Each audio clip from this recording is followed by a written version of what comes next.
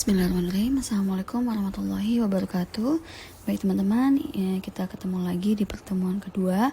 Nah, di sini kita akan mengupas materi tentang pentingnya mempelajari psikologi pendidikan.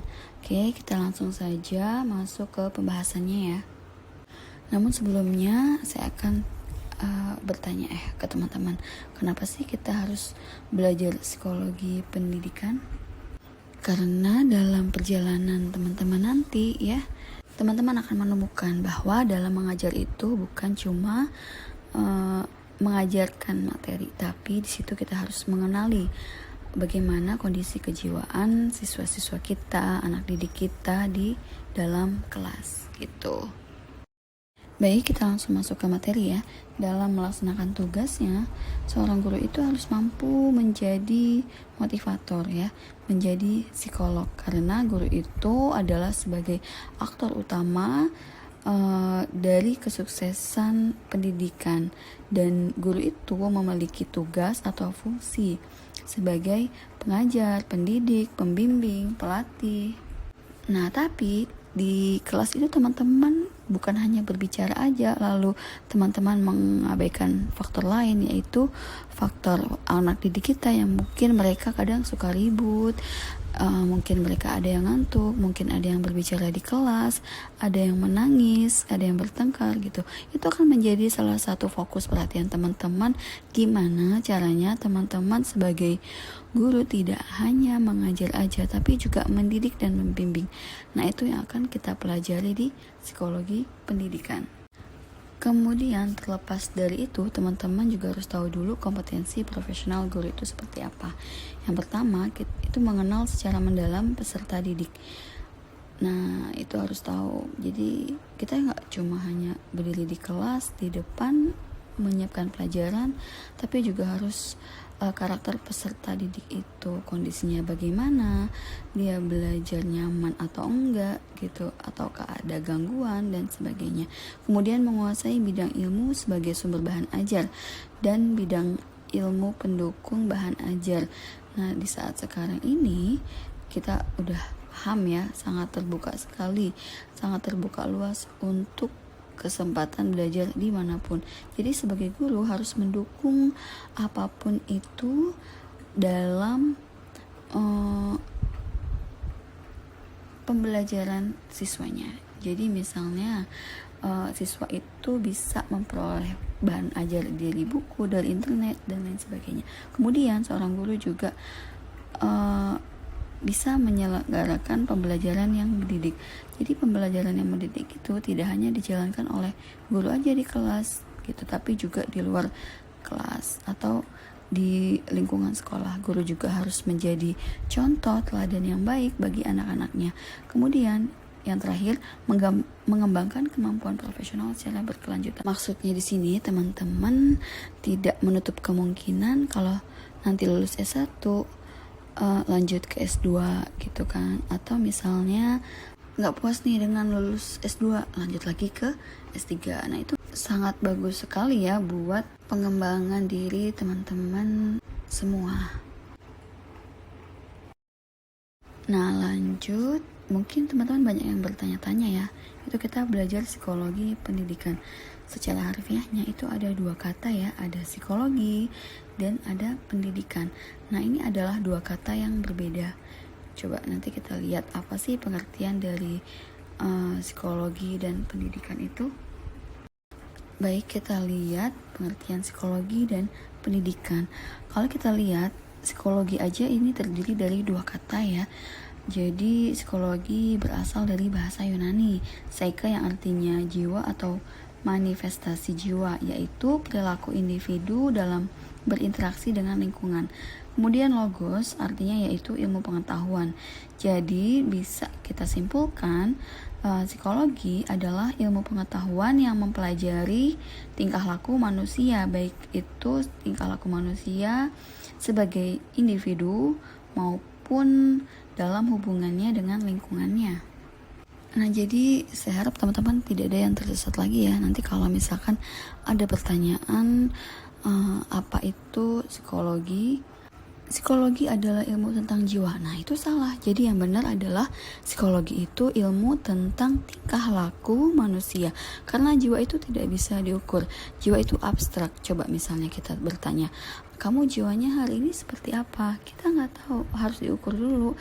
Harus dites dulu. Nah, psikologi itu artinya adalah ilmu yang mempelajari tentang tingkah laku. Jadi nggak ada yang salah paham lagi ya. Nanti teman-teman tidak ada lagi pertanyaan yang salah. Sekali lagi, psikologi adalah ilmu yang mempelajari tingkah laku manusia. Karena tingkah laku itu bisa diukur. Oke. Kemudian kita masuk ke pendidikan. Pendidikan adalah suatu proses pembelajaran pengetahuan, keterampilan, dan kebiasaan sekumpulan manusia yang diwariskan dari satu generasi ke generasi selanjutnya melalui pengajaran, pelatihan, dan penelitian.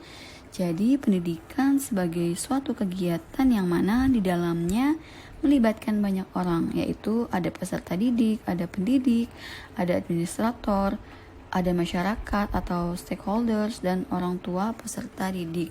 Jadi dalam proses pendidikan itu bukan hanya guru dan murid aja yang terlibat, tapi lingkungan ya terutama itu juga memegang peranan penting dalam suatu proses pendidikan. Jadi kalau kita satukan pengertian dari psikologi pendidikan, yaitu bidang studi psikologi yang mana di sini akan mempelajari atau mengkaji perilaku individu, perilaku kelompok, dan perilaku sosial dalam situasi pendidikan. Oleh sebab itu bisa disimpulkan psikologi pendidikan adalah ilmu yang mempelajari penerapan teori-teori psikologi di dalam bidang pendidikan. Dalam psikologi pendidikan akan dibahas berbagai tingkah laku yang muncul dalam usaha mendewasakan manusia melalui upaya pengajaran dan latihan. Itu pengertian psikologi pendidikan ya. Gimana sih hubungan psikologi dengan pendidikan? Nah, mendidik berarti membantu peserta didik supaya mereka dapat berkembang secara optimal sesuai dengan tujuan pendidikan. Yang mana peserta didik adalah makhluk biopsikososial spiritual, dan aspek psikologis itu tidak dapat diabaikan, tidak dapat dipisahkan dalam proses pendidikan. Jadi pendidikan itu ya dilaksanakan atas dasar landasan filosofis, psikologis, sosiokultural, dan teknologi. Kesimpulannya, mendidik itu bukan cuma mengisi anak didik dengan materi-materi yang ada di kelas saja, gitu.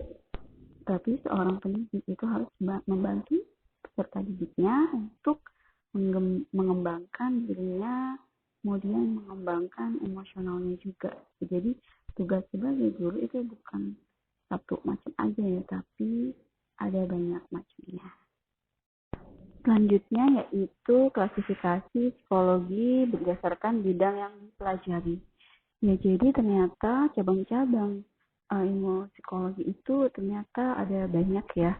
Bukan cuma psikologi pendidikan aja yang kita pelajari, tapi ada juga psikologi perkembangan. Kemudian nanti juga teman-teman akan mempelajari psikologi sosial, psikologi industri, psikologi klinis gitu. Teman mahasiswa di sini bukan hanya mempelajari psikologi umum aja ya. Nanti teman-teman akan menemukan cabang ilmu dari psikologi yang lain.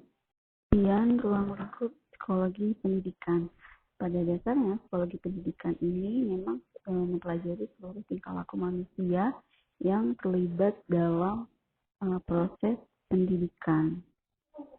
Segala yang terlibat di dalam proses pendidikan ini ya tentu saja guru dan siswa. Maka objek yang dibahas dalam psikologi pendidikan adalah segala tingkah laku siswa yang berkaitan dengan proses belajar, kemudian tingkah laku guru juga yang berkaitan dengan proses pembelajaran. Lalu objek utama yang dibahas dalam psikologi pendidikan yaitu adalah masalah belajar dan pembelajaran. Bagaimana seorang guru itu menentukan metode pembelajaran yang cocok untuk siswa di kelasnya. Misalnya gini, contohnya ada siswa yang sering ribut, yang nggak bisa diem gitu kan, yang ngobrol atau pengantuk, dia duduk di paling belakang. sedangkan siswa-siswa yang rajin duduk di paling depan. Maka seorang guru bisa memiliki atau menggunakan strategi yang pas, yaitu dengan mengatur tempat duduk anak-anak menjadi lebih tertata. Misalnya yang anaknya berisik, kemudian yang banyak ngobrol atau yang sering mengantuk itu diposisikan di tempat duduk di paling depan agar mereka lebih mudah terkontrol oleh guru masing-masing gitu, oleh gurunya gitu kan. Atau bisa juga tempat duduknya di selang-seling gitu kan, dirubah-rubah. Nanti ada yang duduk di A misalnya, hari ini minggu ini duduk di depan, kemudian minggu depan pindah ke baris kedua, dan seterusnya. Nah, ini tergantung bagaimana seorang guru bisa mengatur strategi yang pas agar anak-anak bisa cocok, bisa mudah dalam menerima semua materi yang diberikan oleh guru itu. Kemudian apa sih arti penting psikologi pendidikan bagi guru? Yang pertama yaitu agar guru dapat merumuskan tujuan pembelajaran. Kemudian agar guru mampu memilih strategi atau metode pembelajaran. Kemudian memberikan bimbingan atau bantuan psikologis. Lalu agar guru bisa memfasilitasi atau mengembangkan potensi dan memotivasi belajar peserta didik ya. Kemudian menciptakan iklim belajar yang kondusif, kemudian berinteraksi secara tepat dengan siswa, dan yang terakhir agar seorang guru ini mampu menilai hasil pembelajaran dengan adil.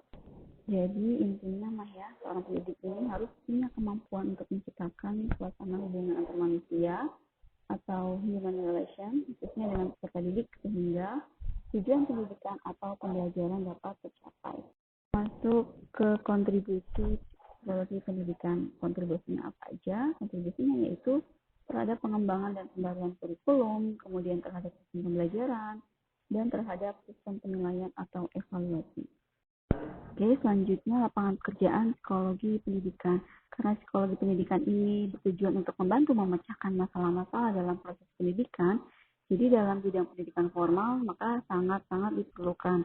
Misalnya agar memahami dan mampu menjadi pembimbing dan mampu menjadi konselor, ada tingkat SD, SMP, SMA, dan tingkat perguruan tinggi. Dan pada umumnya akan memberikan layanan untuk bimbingan pengembangan diri serta pada bimbingan akademik anak didik. Oke, teman-teman, mungkin sampai di sini pertemuan hari ini. Jadi kesimpulan yang dapat kita ambil adalah pendidikan ini adalah tuntunan, kemudian pimpinan, bimbingan yang dilakukan secara sadar oleh seseorang atau sekelompok orang lagi gitu, atau kepada seseorang lagi. Dan tuntunan, pimpinan, dan bimbingan itu dilakukan dengan maksud untuk membantu perkembangan peserta didik ke arah tujuan tertentu atau ke arah yang lebih baik gitu. Dan bahwa kegiatan pendidikan atau interaksi pendidik dengan peserta didik ini dapat terjadi di dalam maupun di luar sekolah. Baik, sekian, terima kasih atas perhatian teman-teman semua. Wassalamualaikum warahmatullahi wabarakatuh.